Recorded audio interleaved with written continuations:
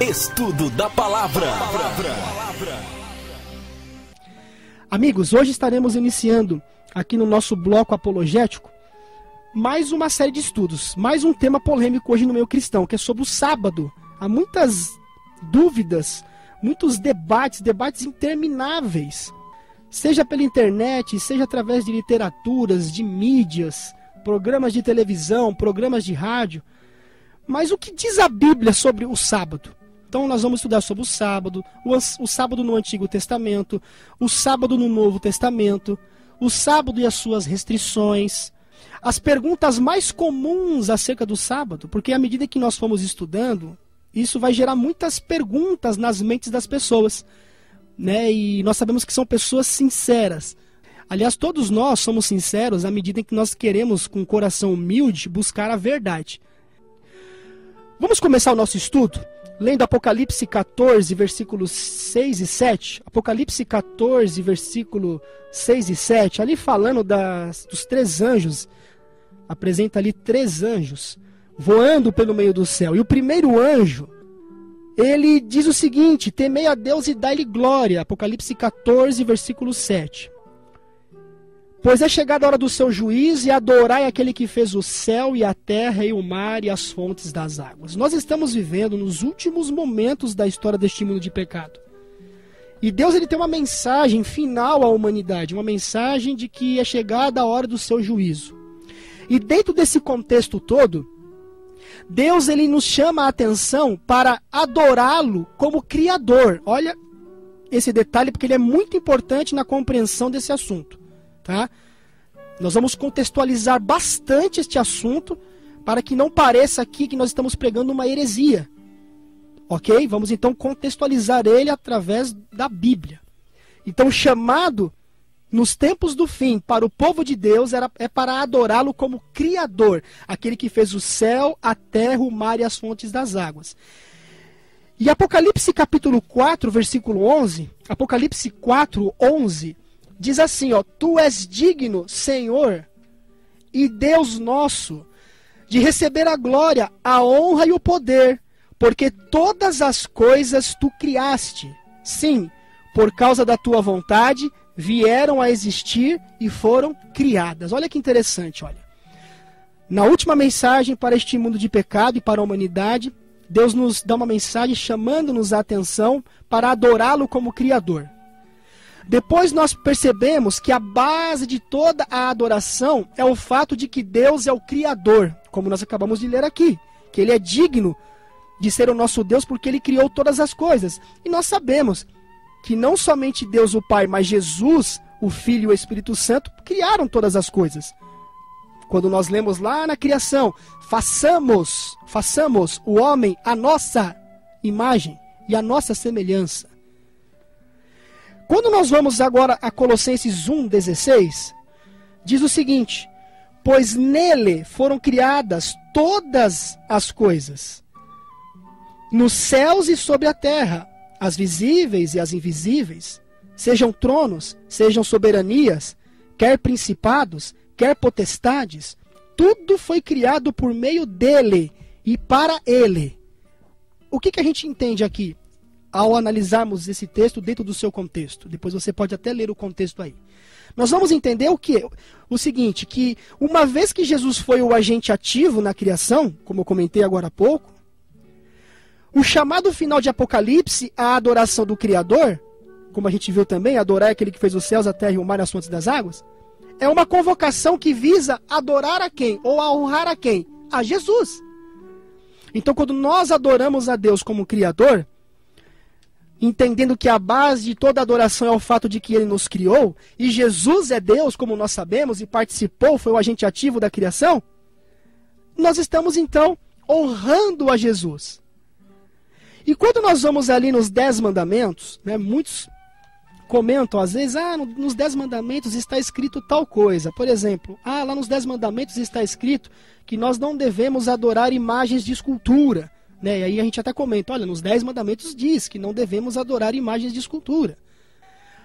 Olha o que eu vou ler aqui, ó. Parece que a Bíblia está parafraseando Apocalipse 14, 6 e 7, 4, versículo 1 e Colossenses 1, 16 também. Olha que interessante. Êxodo 20, de 8 a 11. Êxodo, segundo livro da Bíblia, capítulo 20, versículo 8 a 11, que diz assim, ó. Lembra-te do dia de sábado para o santificar. 6 dias trabalharás e farás toda a tua obra, mas o 7º dia é o sábado do Senhor teu Deus. Não farás nenhum trabalho, nem tu, nem teu filho, nem tua filha, nem o teu servo, nem a tua serva, nem o teu animal, nem o forasteiro das tuas portas para dentro. Agora vamos comparar esse texto do versículo 11. Parece que ele está parafraseando Apocalipse 14, 6 e 7, quando diz ali, adorai aquele que fez os céus, a terra e o mar e as fontes das águas. Preste atenção. Porque em 6 dias fez o Senhor, olha, os céus e a terra, o mar e tudo o que neles há. E ao 7º dia descansou. Por isso o Senhor abençoou o dia de sábado e o santificou. Ou seja, notemos aqui que no coração da lei de Deus, mais precisamente analisando o 4º mandamento que fala acerca da observância e da santificação do sábado, nós vemos aqui, mais uma vez, algo que nos aponta para o Deus Criador. Aliás, se você ler os 10 mandamentos, você vai notar várias negativas. Por exemplo, não terás outros deuses diante de mim. Não farás para ti imagem de escultura. Não tomarás o nome do Senhor teu Deus em vão. E assim vai. Mas que Deus está dizendo isso? Né? Que Deus está colocando isso para mim? Qual é esse Deus? Ou quem é esse Deus, melhor dizendo? E aí quando nós vamos ali no coração da lei, a gente percebe que o único mandamento dos 10 mandamentos que tem o nome de quem deu o mandamento é o sábado. O sábado nos aponta para este Deus verdadeiro. O sábado faz aquela distinção entre o Deus verdadeiro e os deuses falsos. O chamado para a humanidade no tempo do fim é para adorá-lo como Criador, porque ele fez os céus, a terra, o mar e as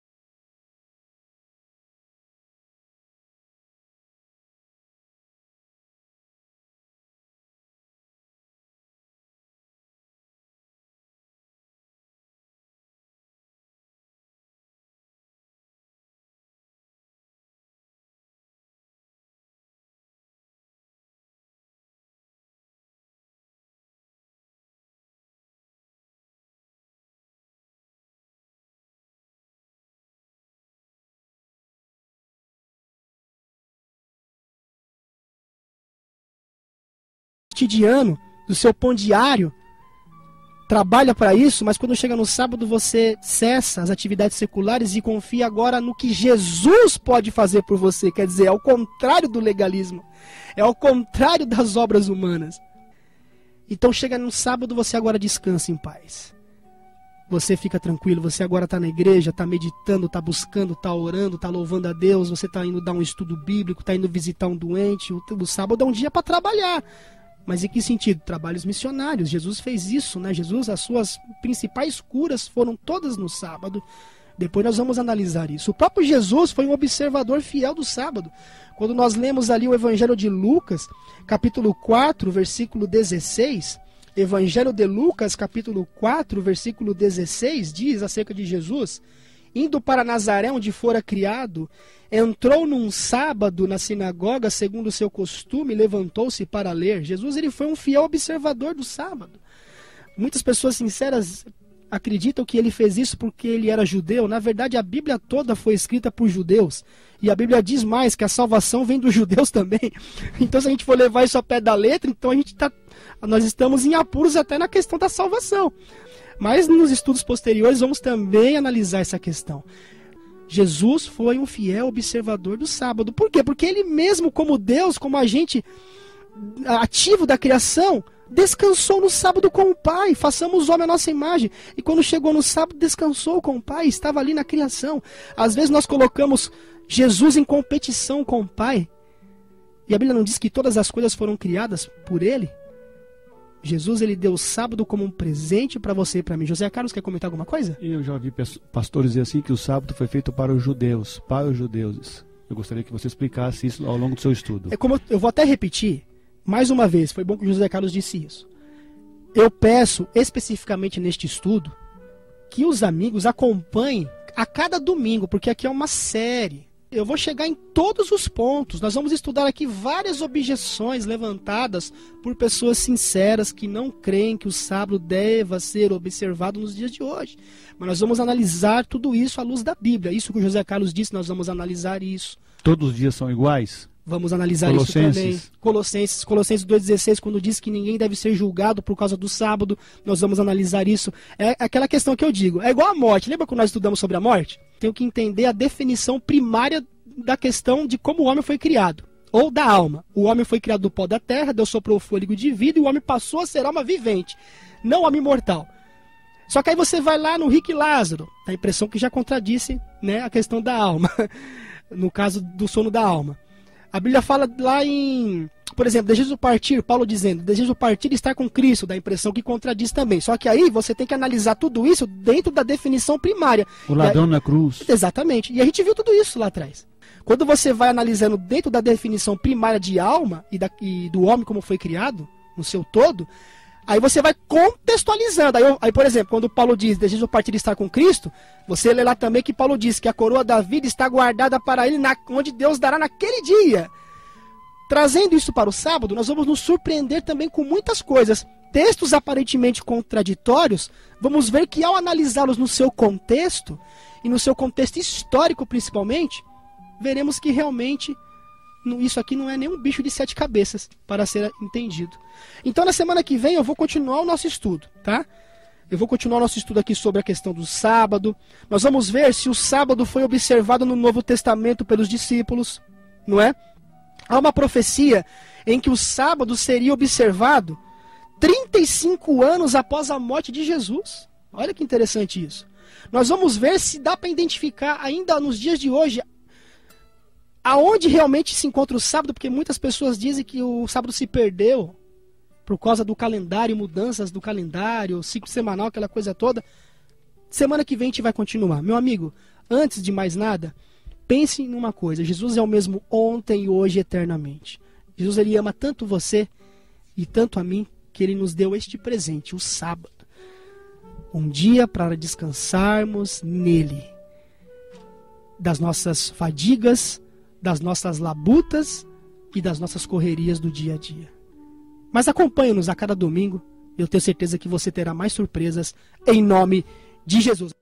Você acabou de ouvir Programa Verdade para o Tempo do Fim. Programa Verdade para o Tempo do Fim. Na apresentação de Alexandre Bernardes.